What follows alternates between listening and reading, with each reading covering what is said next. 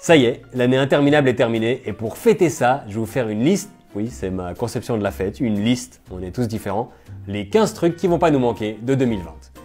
J'aurais pu en lister 500 mais non, on est le 31, j'ai un peu la flemme de bosser.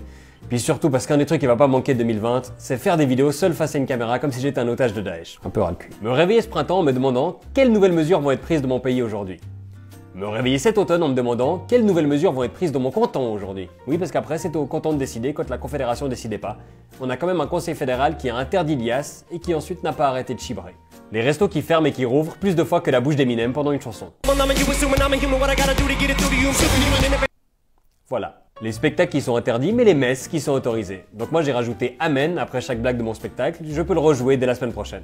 On se retrouve à la cathédrale de Lausanne pour la première. La liste des symptômes du Covid qui s'allonge plus rapidement que la liste d'entraîneurs du F-Session. Fièvre, toux, perte d'odorat, de goût, mal au dos, pneumonie, encéphalite, diarrhée, conjonctivite, décoloration des orteils. Un jour ils vont effacer la liste et ils vont remplacer par tout.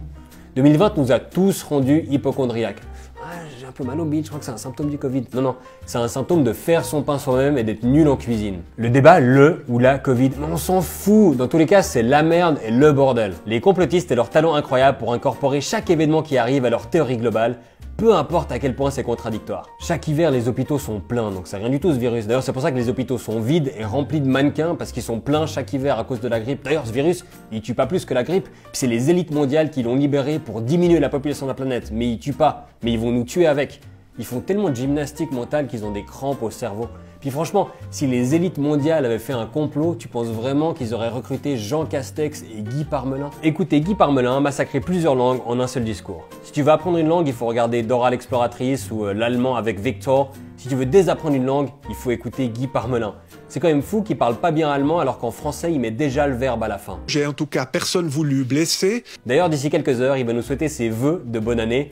Et vu comment s'est déroulé 2020 après la vidéo de Samaruga, plus aucun président voudra faire sa vidéo dans une boulangerie. Moi je parie sur Parmelin chez Denner en train d'acheter un 18 pack de PQ. Les conférences de presse. 2020, l'année où on a plus vu certains membres du Conseil fédéral que certains membres de notre famille. Moi j'ai raté les premiers pas de mon neveu, par contre j'arrive à dire quand Alain Berset a pas bien dormi. Les soirées canapé. Cette année on n'a jamais aussi peu posé la question « Tu fais quoi ce soir ?» Parce qu'on connaît la réponse, ben rien, comme hier.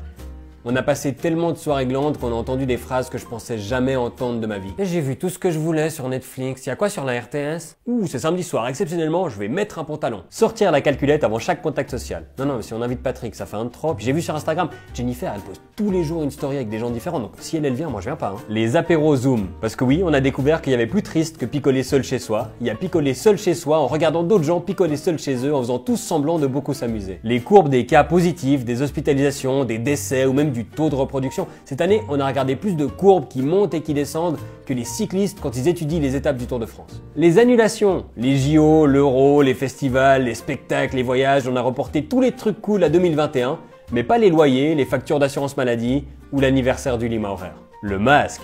On s'est habitué un peu, mais ça reste quand même super casse-couille. Ça me manque même presque de voir la bouche d'inconnus dans la rue. Même un bouton de fièvre, je serais content de le revoir.